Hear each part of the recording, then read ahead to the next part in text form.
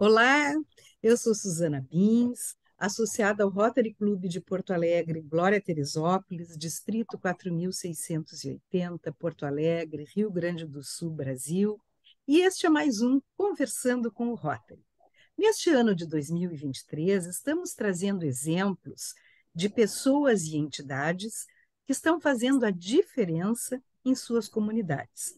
Começamos com o nosso companheiro rotariano do Rotary Clube de Encruzilhada do Sul, um dos 5 rotarianos do mundo a receber a distinção de Rotary Internacional por seu trabalho em prol da diversidade, equidade e inclusão. Depois entrevistamos Luiz Carlos Henke, o Biba, da Fundação Tênis, que promove o resgate social de crianças em situação de vulnerabilidade através da prática do esporte e do trabalho com valores embutido no aprendizado dessa prática.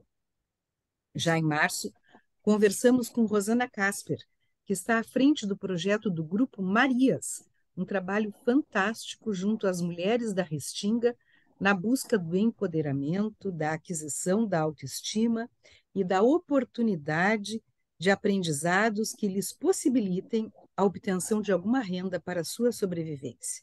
Hoje, vamos falar de um projeto fantástico, mais um dentre tantos projetos maravilhosos, a Associação Viva e Deixe Viver. Para isso, estamos recebendo hoje aqui o Valdir Cimino, fundador e do Conselho de Administração da Viva, direto de São Paulo, e a Idione Rosa, coordenadora do Viva aqui em nosso estado. Bem-vindos, Valdir e Idione. Obrigado, Susana, pelo carinho, pela atenção que você dedica sempre à Associação Vive e Deixe Viver. Obrigada, Susana, por essa oportunidade, né, da gente comentar, falar um pouquinho desse projeto. Começar pelo começo. Eu gostaria, Valdir, que tu te apresentasses e dissesses a tua formação. Muito bem, eu sou publicitário, né? Eu me formei em comunicação social, depois a vida acabou me levando para a educação. Eu sou professor há 24 anos na Fundação Armando Álvares Penteado, na área de comunicação, marketing e relações públicas. E acabei me envolvendo demais na tecnologia, né? Todo professor, se não tiver antenado na tecnologia, ele deixa de existir. É. Então, eu fiz todo o meu trabalho, até lancei um livro sobre o papel do educador na era da interdependência, o quanto nós hoje somos interdependentes entre pessoas, mas também em saberes e informação. E pela Vive e Deixe Viver também, fez 25 anos, né? Nós estamos comemorando os nossos 25 anos. E eu acabei fazendo meu mestrado em Ciências da Saúde, porque, Suzana, eu adoro pesquisa e eu sou que nem Santo Tomé. Quando a gente começa a ver resultados espetaculares no âmbito da saúde, e a saúde é empírica, né? Quanto mais resultados a gente provoca, mais reflexões a gente faz, e o nosso trabalho hoje tem sido valorizado pelos indicadores tão positivos que nós produzimos. Então, assim, a Viva nasce desse meu desejo mesmo de provocar um país mais leitor. Essa foi a fonte. Que legal. Eu vou te pedir o mesmo, Johnny. Te apresenta e diz a tua formação e o que tu fazes. Então, meu nome é Idione, né? A Susana já comentou. Eu sou administradora e eu também conheci a Viva em 2006, né? E desde lá não larguei mais. Atualmente eu trabalho com administração, trabalho no departamento pessoal, com RH, né? E gestão de pessoas. E estou, nesse momento, coordenadora da Viva também, né, aqui no Sul, e coordeno em torno de 58, 63 voluntários, varia assim. Que bacana. Valdir, em rápidas palavras, só para introduzir o assunto, o que é a Associação Viva e Deixe Viver? Depois a gente vai aumentando a conversa. A Associação Vive e Deixe Viver, ela nasce exatamente com esse desejo de ter um país onde as crianças pudessem ter mais acesso a livros, né? Viver e deixar viver é não sofrer a dor do outro. Então, o Vivo foi levado no seu primeiro compasso, vamos dizer, para dentro da saúde. Então, possibilitar que aquela criança que está doente, traumatizada, que sente dor, sofrimento, angústia, que ela pudesse ter ali um oásis, alguém oferecendo a leitura. E a leitura sempre junto com a brincadeira, porque criança gosta de brincar, né? E é um bom momento para a gente poder negociar, porque criança adora negociar também, né? Então, a Viva, ela promove a leitura, ela transforma cidadãos interessados em serem voluntários contadores de história. Nós temos um curso que capacita essa pessoa com bastante propriedade para entender o que é ser um agente da saúde, porque ele, em primeiro plano, ele tem que cuidar da vida dele para poder cuidar da vida de alguém. Então, o curso, além de trazer as técnicas, habilidades, competências na arte de contar histórias, mas também mediar uma leitura, provocar a nossa cultura nacional, né? Porque cada região tem autores maravilhosos. Então, quando a gente faz essa provocação, é aí que a Viva nasce. Hoje, a gente percebe que a pandemia nos levou para dentro da educação.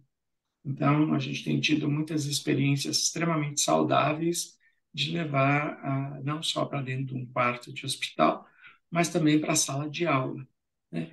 Então, a Viva, nesses 25 anos, a gente diz que a gente somos privilegiados de ter um público tão querido, né?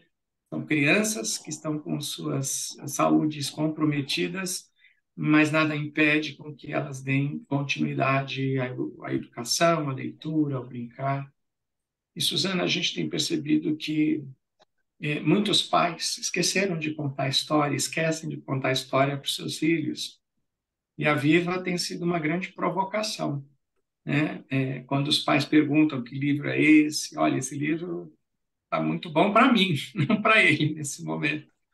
Então, eu acho que é uma grande roda de conversa onde a gente tem trocas extraordinárias, né? Tu falaste em cursos de formação e eu lembro de uma história que tu contaste num desses cursos, lá ocorrida nos Estados Unidos, que onde veio a ideia.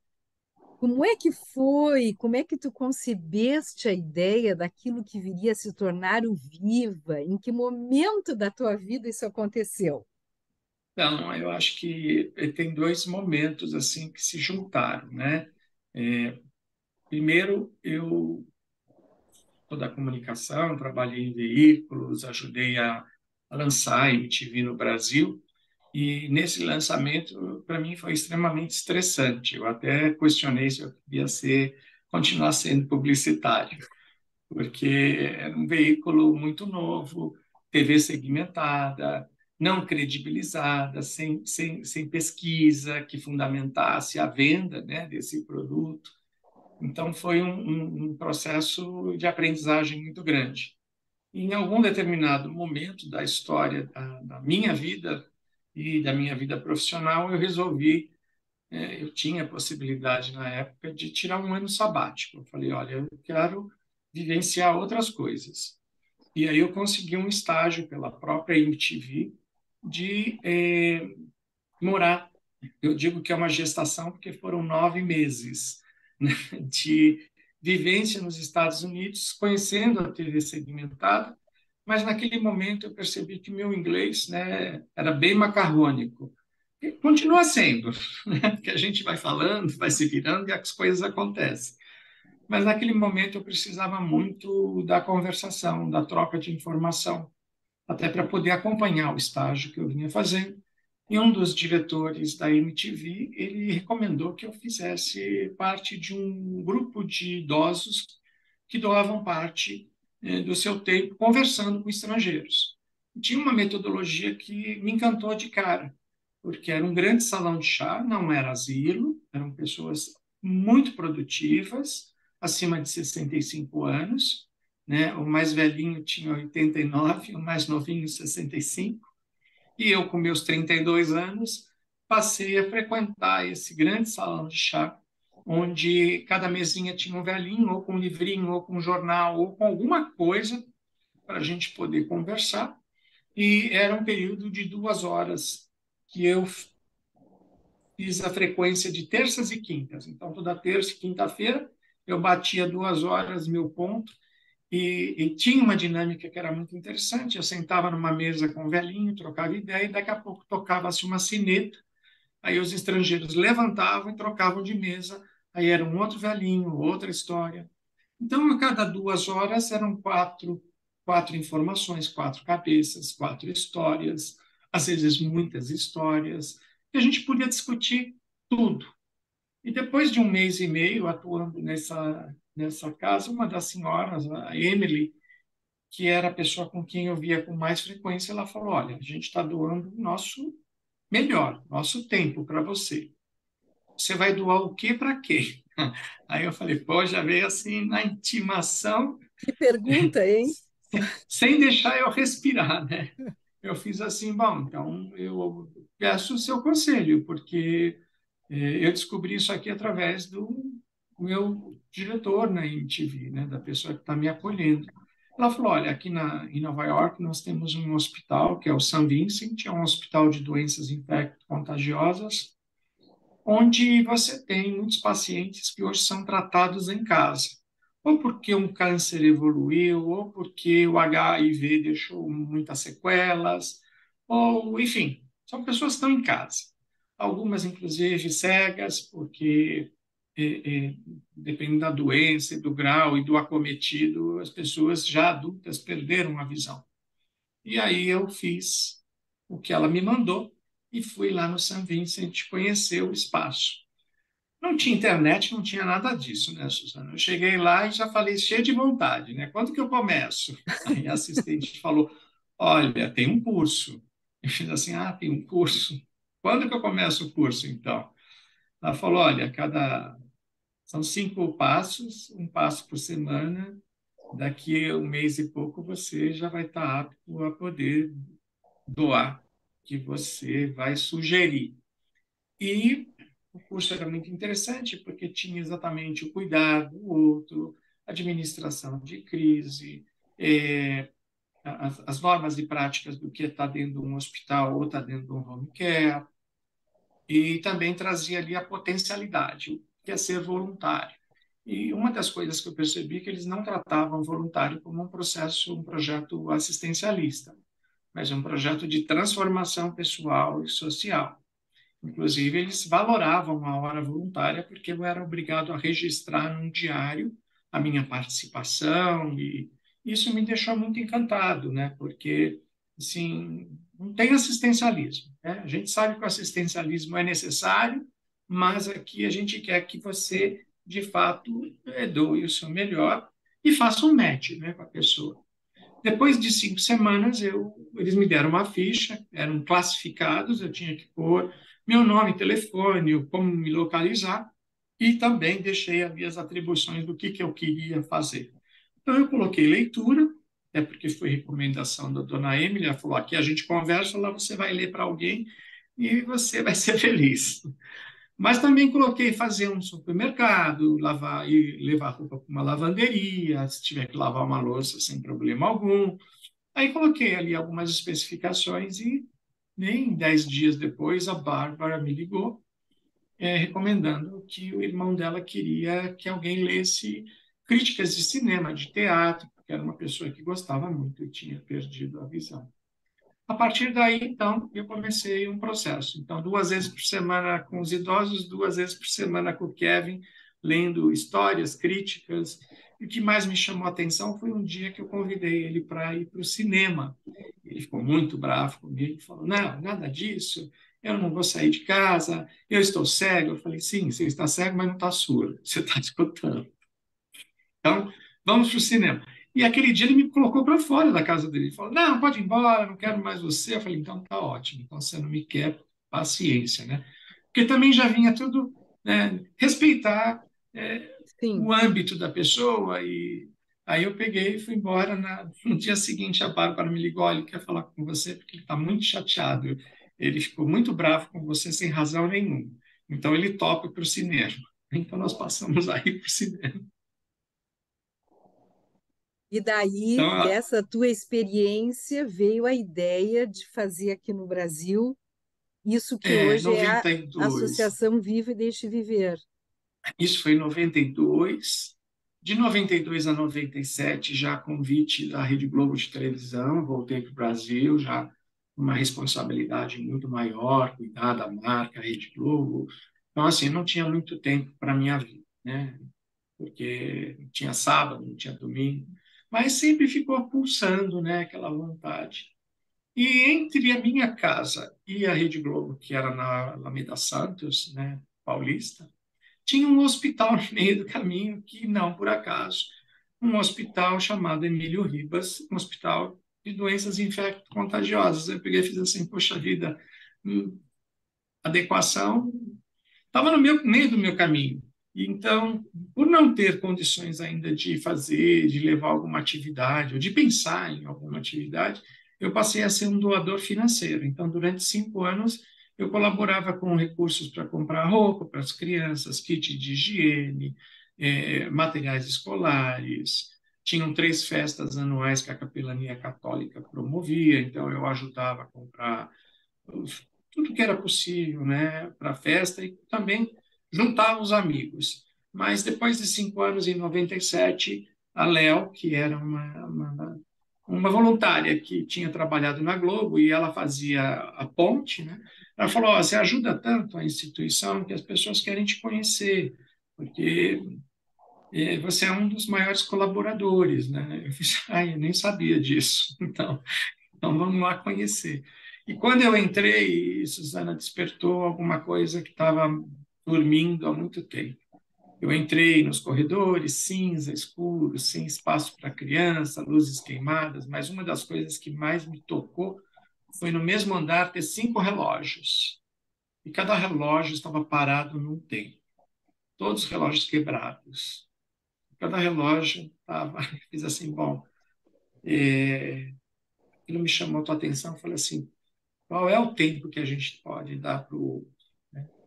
Qual é o tempo? Eu comecei a falar: esse aqui é o tempo da brincadeira, ali é o tempo da injeção, ali é o tempo do acolhimento. E aquilo foi tão simbólico para mim que eu já de cara perguntei se eu podia fazer alguma atividade. E não tinha atividades, estava no início, os doutores da alegria faziam alguma coisa no hospital. E aí eu fui conversar com o Wellington Nogueira, falei: ó, estou querendo fazer uma coisa, até suscitei a hipótese de ser palhaço. Ele falou: não, você não tem nada a ver com palhaço, você já é professoral, eu acho que escarafuncha alguma coisa que vai te dar. E aí, trabalhando na Globo, eu tinha mesmo uma noção do quanto uma criança ficava em frente à TV e o quanto nada em frente a uma leitura. E aí juntou tudo, juntou Dona Emily, juntou Kevin, juntou o próprio curso de formação. E eu falei: eu vou ler para a criança. Então, o processo começa lá no dia 17 de agosto, onde eu passei a visitar o hospital. Então, era ou sábado ou domingo, mas terça-feira pela manhã, tipo 7h30 da manhã, eu já estava no hospital acordando as crianças, elas já sendo acordadas por causa do café da manhã. Então, era café com histórias, né? Enquanto elas comiam, eu contava história. Enquanto elas tomavam injeção, eu contava história. Enquanto elas estavam preparadas para fazer um exame, a história acontecia. E as coisas foram ganhando forma, volume e adeptos, né? E aí surgiu a Associação Viva e Deixe Viver, de voluntários, contadores de histórias, principalmente em hospitais para crianças. E uma vez iniciada a Viva em São Paulo, ela acabou saindo dessa fronteira e se espalhou pelo país. Onde que Olha, nós temos a Viva hoje? a Viva, ela começa, né? Foi muito engraçado, porque aí você começa a ganhar uma certa notoriedade, né? Nós éramos, no início, 36 pessoas, aí eram 36 vontades, aí eu quero levar a criança para andar de cavalinho no parque, eu quero levar a criança para... Falei, não, não vamos levar a criança para lugar nenhum. Criança, nós vamos transformar o hospital no parquinho, no cineminha, no... Não dá, porque tirar uma criança de dentro de um hospital para levar para qualquer lugar, eu tenho que levar uma UTI móvel, eu tenho que levar profissionais da saúde, e não é isso, não é isso que está na minha cabeça. Não acho que seja isso. Bom, as 36 pessoas se transformaram em 7. Depois que a gente sentou para dizer, olha, a missão é essa, a visão é aquela, o que nós queremos de fato como valores, né? Então, com 7 pessoas, a gente recomeçou a história, mas já extremamente sedimentado. E logo em seguida, nós fomos chamados pela revista Veja para fazer uma matéria. E eu não sabia que a Vejinha é São Paulo, não era nem a Veja, mas as revistas, né, nem tinha internet, continuo dizendo ainda. Foi o poder mesmo da revista num consultório dentário, numa, né, porque a revista vai ganhando vida em outros âmbitos. E aí nós recebemos o convite da Secretaria do Livro e da Leitura da Bahia, a Maria de Lourdes, uma pessoa tão generosa, ela já não está entre nós, mas foi ela que levou para a Bahia, porque ela tinha já o Saveiro Literário, que contava histórias na Bahia de Todos os Santos, então o Saveiro parava com contador de história, com biblioteca, enfim, tinha um monte de entretenimento. Mas ela falou, eu quero levar para dentro de hospital, porque eu sou muito parceira de um hospital chamado Roberto Santos aqui, que foi o primeiro hospital. Nós ancoramos lá na Bahia e ela falou, porque aqui a gente lida com uma população gigantesca, muito carente, e aí deu certo. Depois foi crescendo, né? Então, Rio de Janeiro, Porto Alegre, Recife, interior de São Paulo começou a crescer, Brasília, né? Esqueci de alguma aí, Joane? Acho que não, né? Marília? Aí interior de São Paulo foi para Marília, Ubatuba, Jundiaí, enfim. Hoje são 20 cidades e 6 estados do país, 5 estados mais o Distrito Federal, né? Então, isso foi ampliando, foi uma semente que só dependia mesmo da boa vontade das pessoas, né? Porque as pessoas ligavam, eu quero levar, como é que faz? A gente sempre fala, olha, faça o curso de capacitação para entender, né, a A dinâmica. complexidade que é, né? Porque não dá para... Então, nós fomos, de uma certa forma, arquitetando. A Regina Porto, no Rio de Janeiro, foi a pessoa que mais me ajudou na concepção de criar um manual de multiplicação. Depois, a gente teve, né, a parceria com Porto Alegre, que na época foi o Dimas que Denis, levou, Denis Denis, Escudeiro. o Denis, que Isso. levou para Porto Alegre, e o Denis, morava em São Paulo, foi para Porto Alegre, e a gente foi vendo que as coisas, de uma certa forma, foram organicamente se organizando e trazendo pessoas mais ao entorno dessa história, né? Então, isso só fortaleceu a empatia de pessoas, mas mais do que nunca, né? Pessoas interessadas em produzir cultura, produzir educação, produzir saúde, né? Hoje, a Viva abraçou, durante essa caminhada toda, algumas políticas públicas, porque a gente sempre imagina que uma organização não governamental ela tem que ter os seus pilares, né? Então, acho que o pilar maior foi em 2001, quando nós descobrimos que a gente já estava provocando a temática humanização da saúde, e nós criamos o primeiro Congresso de Humanização da Saúde, com apoio de diversas organizações não governamentais, com o governo, e esse movimento gerou o primeiro programa de humanização da saúde, que foi pelo governo do estado de São Paulo, através do Ministério da Saúde, que era o ministro Serra, na época. Mudou a gestão, Então, 2003, de 2001 para 2003 vira política pública e a gente nunca perdeu a ânima de falar e de mostrar as boas práticas produzidas dentro da saúde. 2005, a Luísa Erundina começa a falar sobre brinquedoteca hospitalar, mas as pessoas acham que brinquedoteca é botar um monte de brinquedo lá e tudo bem, né? Só que você não esquece, porque a gente não pode esquecer que tem a higiene do brinquedo, o uso do brinquedo, a precariedade do ambiente. Quem é que vai cuidar disso, né? É o enfermeiro que vai cuidar? Ele já está com 200 mil coisas na cabeça, ainda vai ter que cuidar de brinquedoteca? Então, naturalmente, os voluntários de diversos grupos foram assumindo esses postos, né? Até criar, de fato, o brinquedotista, o espaço para esse profissional dentro da saúde.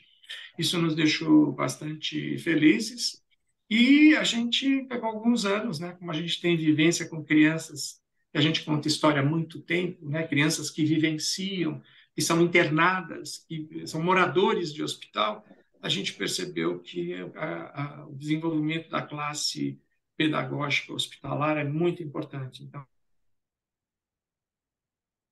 a gente tem alguns casos emblemáticos na vida que a gente ajudou a criança a se alfabetizar. Quer dizer, ela conheceu a contação de história, o escrever e o ler antes da escola, porque como moradoras de hospitais elas não teriam condições.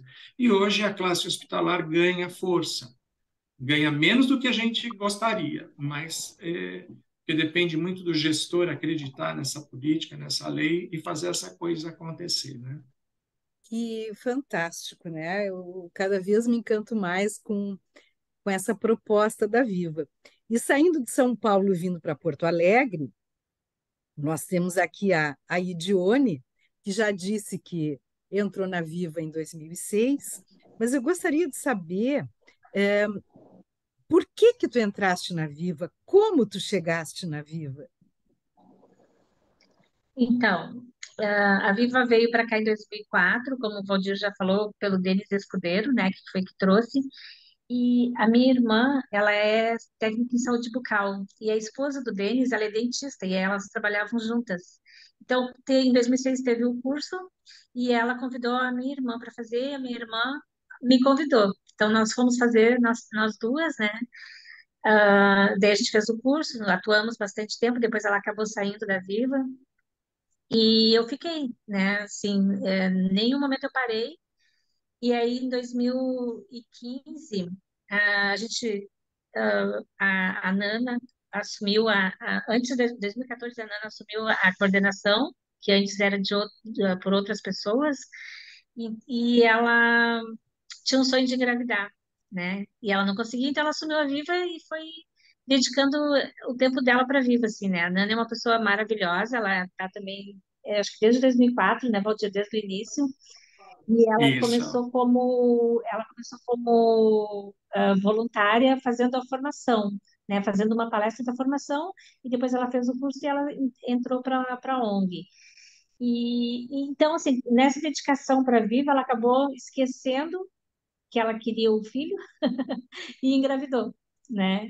E como ela esperou muito, assim, ela quis se dedicar totalmente para o bebê, né? E acabou passando para mim a coordenação, assim, ela viu em mim, assim, alguém que poderia substituir ela. E eu sempre falo, assim, que eu não faço nem a metade do que ela faria, mas faço, Imagina. faço com muito amor, né? E, e acabou que desde 2015, então, eu coordeno os voluntários. Ah, a gente está atualmente, a pandemia fez com que vários voluntários tomassem outro rumo, aconteceu muitas coisas na vida das pessoas, né? Mas nós já atuamos aqui em Porto Alegre com em torno de 100 voluntários, 110 voluntários, hoje nós temos 65. E desses 65, temos 50, que a gente pode dizer assim, que são realmente ativos nas instituições. Os outros, eles estão começando, estão recomeçando, né? Muita gente a gente está buscando, muita gente está querendo fazer a reciclagem para retomar também, eu tenho vários pedidos para isso, né? E isso, assim, e estou até hoje, né, na coordenação. O Valdir está aí para dizer se eu faço um trabalho legal ou não, mas eu me dedico 100%, né? Sou muito fã também da Viva, tá no meu sangue, assim, corre pela veia, a gente não tem como a gente não falar da Viva e não se emocionar com todo o trabalho que é feito, né? E é isso. Aqui em Porto Alegre começou, vamos ver se eu não estou enganada, pelo Hospital da Criança Santo Antônio. Isso. Tá? Aham, 2004. Então, os voluntários faziam o curso e iam ser contadores de histórias para as crianças hospitalizadas ali. E Isso, depois, a Viva aqui em Porto Alegre também se expandiu. Que outros isso. lugares têm a presença da Viva? A gente atualmente assim nós estamos contando aconteceram muitas coisas, né? Então, nós estamos contando hoje também para adultos, não só para crianças, no Hospital Santa Clara e no Hospital Santa Rita, em Porto Alegre, na instituição da Santa Casa, né? Que é o Santo Antônio, o Santa Clara, o Santa Rita, são vários hospitais. Nós contamos na PUC também, e na PUC, na pandemia, a parte das crianças, ela mudou de local e foi para um outro local. E na PUC ficou somente adultos, e também nós contamos para adultos lá. Contamos na CD, contamos na Kinder, que é uma escola de educação para crianças especiais, e contamos na PAI em Sapucaia do Sul, que é uma cidade metropolitana, e para PAI de Triunfo também, que é uma cidade, fica 80 quilômetros de Porto Alegre, né? Então, nós temos essas instituições atualmente. E somos, Suzana, assim, muito, muito bem recebidos, assim, né? Todo mundo espera muito a gente. Esse trabalho, ele tem uma grande importância na vida de cada pessoa que a gente toca, né, com o livro e transforma, realmente, transforma vidas, como a gente fala bastante, né?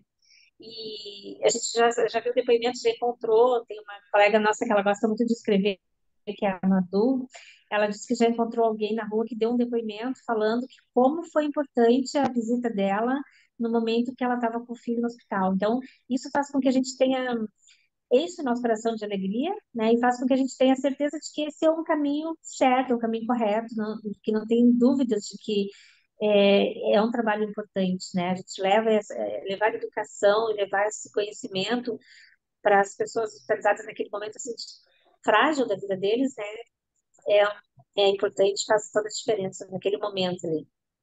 E o que Su- significa para uma criança que está internada o momento em que entra alguém, né, com um jaleco branco, mas com algumas coisas coloridas, um Olha, adereço na cabeça, que se apresenta, pede para contar uma história, a criança aceita, e naqueles minutos em que ela está naquele universo imaginário, o que isso significa para essa criança que está doente, que tem um cotidiano de exames, de remédios? Como é que funciona? ah, eu sou uma pessoa que sou muito lúdica, eu costumo dizer, né? Para mim tudo é história. E acredito que é um momento em que eles saem desse universo ali que eles estão, né? E vão para o mundo encantado, que é o mundo da história, que é o mundo onde a gente pode pensar, a gente pode ser quem a gente quiser, é um mundo onde a gente pode sonhar, né? Então isso vai fazer com que eles, por alguns momentos, eles saiam, né, daquele momento de que eles estão ali doentes, eles esquecem isso. E às vezes não é só no momento que nós estamos ali, eles acabam esquecendo realmente e entrando nesse mundo, ficando por é, muito tempo nesse mundo da imaginação, né? Então, eu tenho sempre uma história que eu conto, quando eu digo que eu sou lúdica, né? Porque eu já fui fada madrinha, já fui várias coisas, né? Mas a fada madrinha, eu tenho na minha casa a fantasia da fada madrinha, e a minha sobrinha, que tem hoje 6 anos, ela tinha uns 4 anos, ela estava na minha casa, e ela estava brincando, daqui a pouco ela sentiu, eu quero ir para minha casa, quero ir para minha casa, quero ir para minha casa. E eu fiquei assim, até preocupada, né? Mas levei embora. Daí, quando cheguei lá, ela deu tchau para mim, não deixou eu entrar. E aí, daqui a pouco, a minha irmã me liga dizendo assim, ela chegou em casa muito ansiosa, ela queria contar um segredo para mim. Mãe, eu preciso contar um segredo para tia. Ela nem sabia falar. A minha tia é a fada madrinha. Porque ela descobriu dentro do roupeiro a fantasia, né? A minha tia é a fada madrinha. E eu sou a fada madrinha até hoje. Assim, ela tem 6 anos e eu sou a fada madrinha, né? E quando a gente vai no shopping, assim, a gente abre a porta do shopping com abracadabra e a porta se abre. Ela acredita que ela tem a força de abrir a porta do shopping. Então, acho que isso, assim, isso faz. Su- Imagina. Se faz a diferença para uma criança assim que não está passando por uma dificuldade, imagina para uma criança que está lá, É, né, dificuldade. Então, a imaginação, esse mundo de imaginação, ele é um mundo fantástico, assim. Eu vivo bastante nele. O Valdir, Suzana, A Idione falou é, que esse momento é o momento que a criança esquece um pouco sim, a realidade dela. E tem indicativos médicos, tem. né, É, a disso aí, né? gente, Suzana, eu sempre fui a favor, né, do pesquisar, né, porque como a medicina é empírica, então, assim, é, lá atrás as pessoas sempre falavam, o trabalho de vocês é tão bonitinho, era tudo ninho, ninho, ninho, e eu falava, puxa vida, quando é que eu vou provar que isso tem uma função muito Maior. mais, sabe, é uma função terapêutica, uma função pedagógica, uma função de acolhimento, né? Porque a gente fala de humanização da saúde, mas o triedo da humanização é basicamente é o acolhimento, né, das famílias, dos profissionais da saúde e do próprio voluntário que está ali exercendo esse papel com grande propriedade. Então, a gente tem diversas pesquisas. Pesquisas de a criança desenha o hospital antes da contação de história, desenha depois, e a gente via assim, desenho cinza, preto, com cruz, com caixão, de repente vira o hospital todo florido. Então, assim, tinha uma reação muito grande do quanto o lúdico transporta essa criança para um outro mundo. E aí é a criatividade, a imaginação, né? Como a Ide colocou, as crianças de 0 a 6, elas vivem num mundo fantástico. Então, esse mundo fantástico é que nós estamos possibilitando, mesmo as crianças um pouco mais velhas, muitas vezes sem informação, que quando a gente oferece um livro, ela pega um livro para uma criança de 2, 3 anos, aí você fala, opa, tem alguma coisa aqui que faltou livro na vida dessa criança. Mas a última pesquisa que nós desenvolvemos foi, inclusive, de um, eh, de um profissional da área de neurociência, um médico da área de neurociência, que queria ser voluntário do Viva, mas não conseguia. Mas tinha um fator. A pessoa que viaja muito, está nos Estados Unidos, está na Europa, está não sei aonde, e aí ele mais faltava no curso de formação, então ele tentou 3 vezes, 3 anos, até que ele chegou para mim e falou assim, olha, o curso de vocês é muito exigente e eu quero doar. Eu vou continuar tentando. Eu fiz assim, não, mas o que você faz? Eu sou professor na área de neurociência, na faculdade do ABC, na Universidade do ABC. Eu falei, então, será que a gente não podia, enquanto você não se torna contador de história, não tem uma outra ação que você poderia nos ajudar? Eu adoro pesquisa.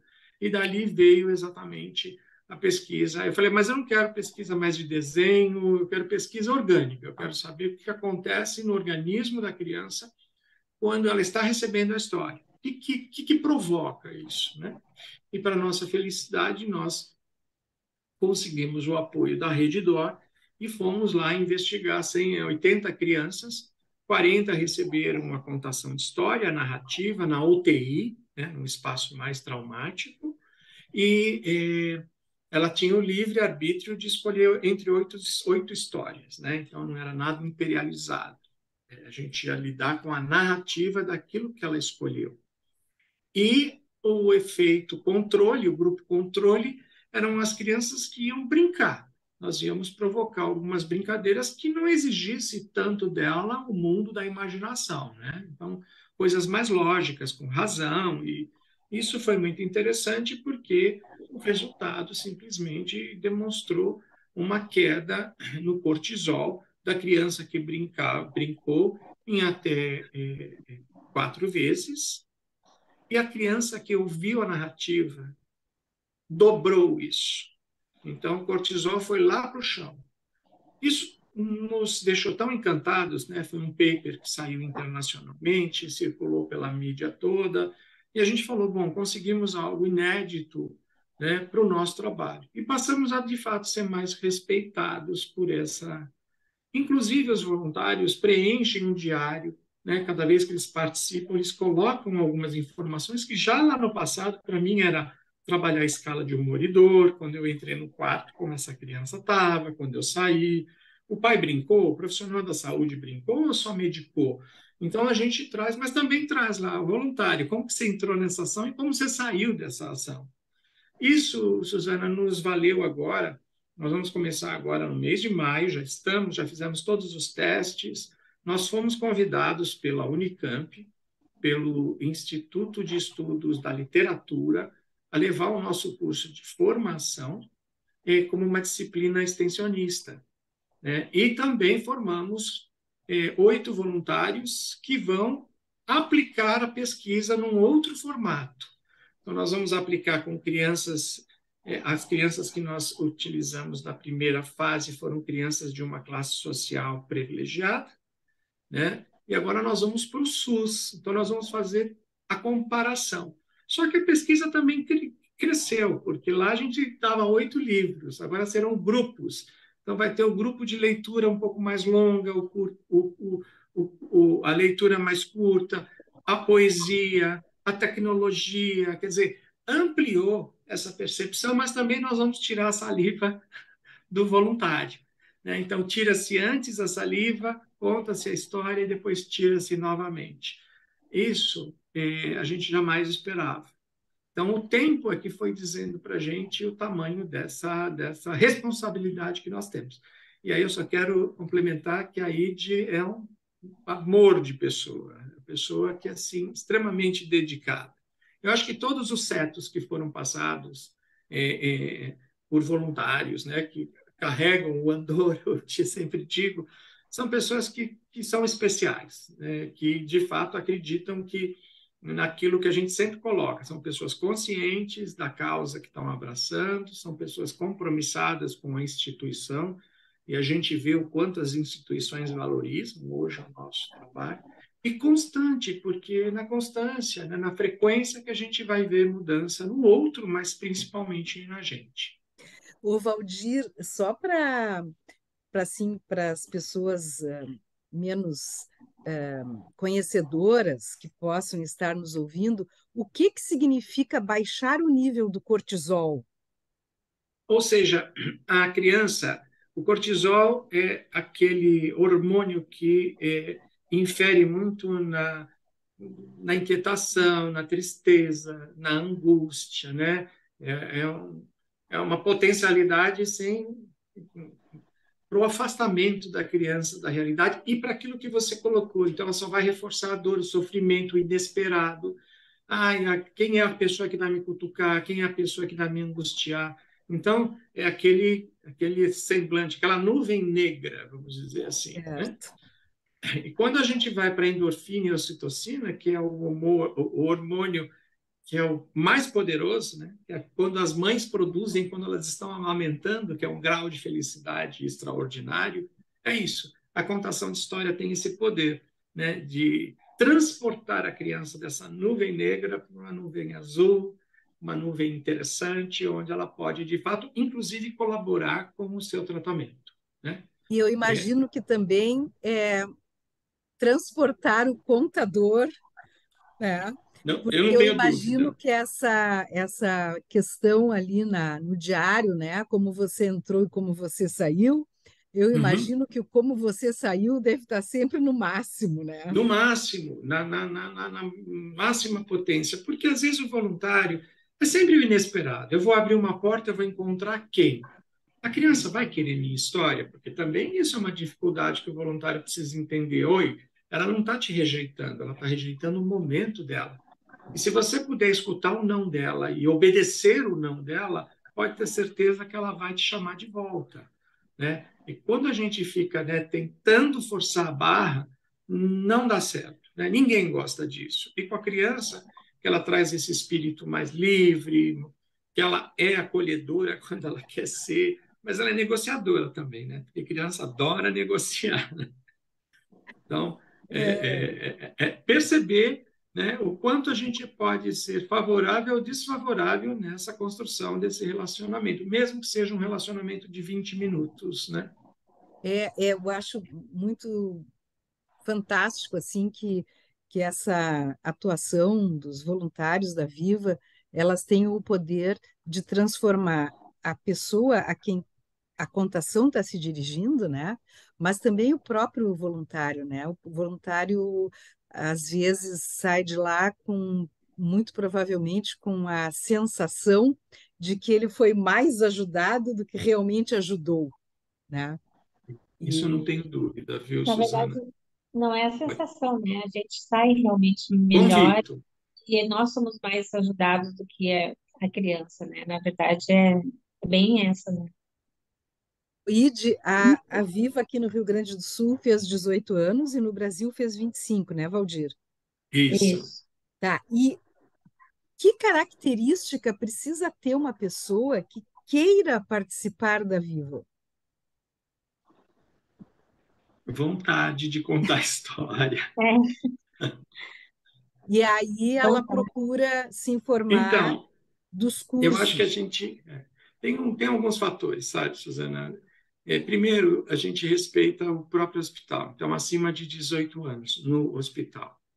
Há 3 anos nós mudamos nossa missão, visão e valores, foi o que a Aide falou. Então, as pessoas se formam, nosso curso hoje ele tem 10 módulos, quem faz até o sexto módulo se formou contador de história. Então, ele pode contar a história onde ele quiser, na família, na escola, no asilo, em qualquer âmbito.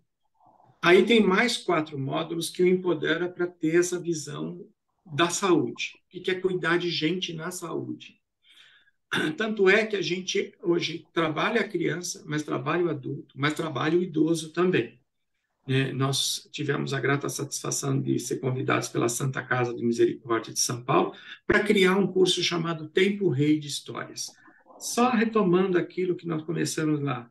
Aqueles velhinhos que gostam de contar história, que gostam de ser ouvidos, né? Porque a criança, quando pequena, fala: conta mais uma vez, tia, conta de novo, conta outra vez. Aí você conta 600 vezes a história, porque a gente sabe que ela está.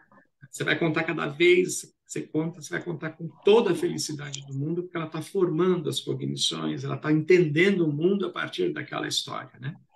Toda história bem contada, a gente está contando a história do mundo para ela. O idoso é o que retém menos voluntário, porque ele quer contar a história, aí ele conta de novo, aí ele conta de novo, e a pessoa fala: ah, não, já cansei.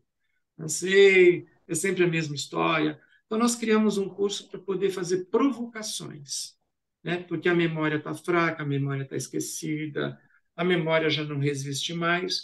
Então, a gente tirou esse ato da repetição para a criança e nós criamos um curso para dar escuta qualificada e para salvaguardar histórias bacanas, né? Então, existe um site chamado temporeidehistórias.org.br, onde a gente lapida a história de alguns idosos, coloca ali e depois o contador de história pode contar uma história real para uma criança. Então, a gente fez a relação intergeracional. Levou 20 anos para a gente perceber que a gente tinha essa potencialidade. Mas é aquilo, se você não se especializa no mundo infantil, que era o nosso caso, encontrar o, o fio da meada, o fio de Ariadne, para fazer com que essas conexões aconteçam, leva tempo. E a gente só partiu para abrir esse leque de atendimento a partir do momento que a gente tem convicção, tem números, tem indicadores e tem seriedade em tudo aquilo que a gente produz.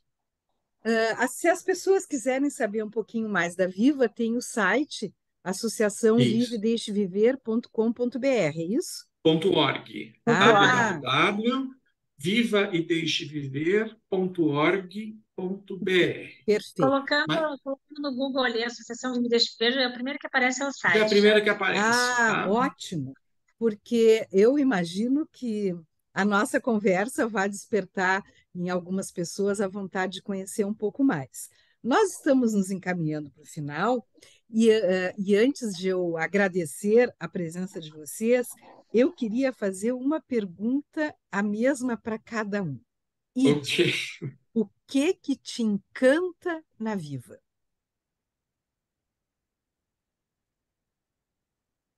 É Eu difícil, falo, né? É é muita Você. difícil, coisa. é difícil, mas na verdade eu sempre, quando eu comecei a contar histórias, eu achava que eu ia incomodar, porque eu estava na minha mente entrando em um parto. Então, um quarto é uma coisa que é é, particular, né?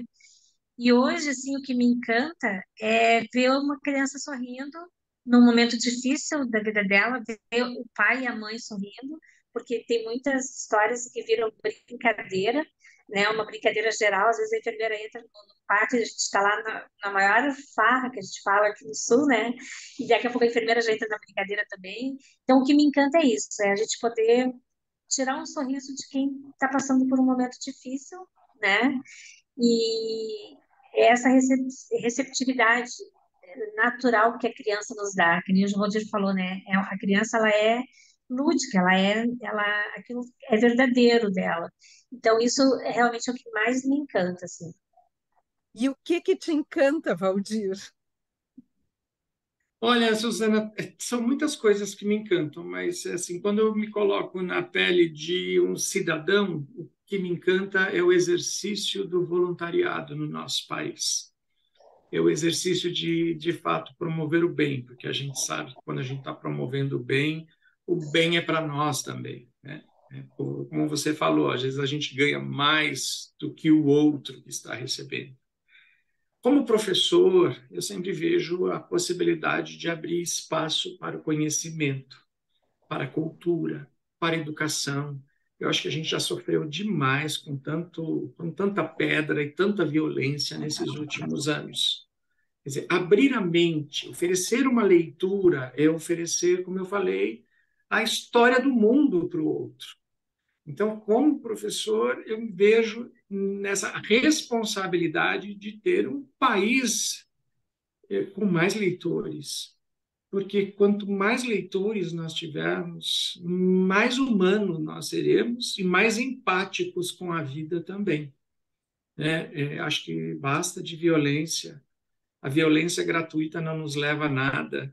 Né? E eu sempre peço, né, pais, né, o que me encanta é leiam para os seus filhos.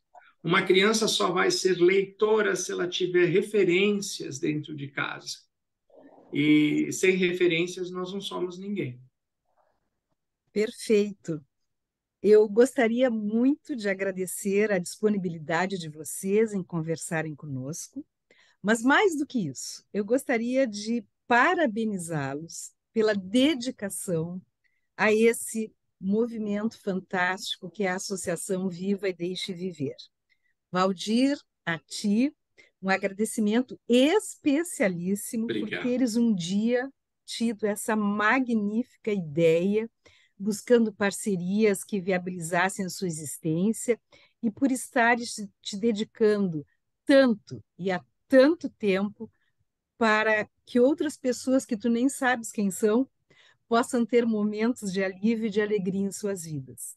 E de a ti também um agradecimento muito especial pela tua coordenação da associação aqui no nosso estado, pela tua paixão pelo projeto e pelo teu incentivo constante aos contadores que tu coordenas. Muito obrigada a vocês dois. Obrigada. E nesse agradecimento, eu Agradeço. quero agradecer a todos os contadores da Viva no Brasil, aqueles que já foram Legal. contadores, aqueles que ainda são, pela doação do seu tempo, da sua voz, da sua alegria para amenizar o sofrimento das pessoas. Muito obrigada de coração a vocês. Obrigado, Obrigada. Suzana, pelo carinho. Obrigado, Ide, pelo coração sempre aberto. Obrigada.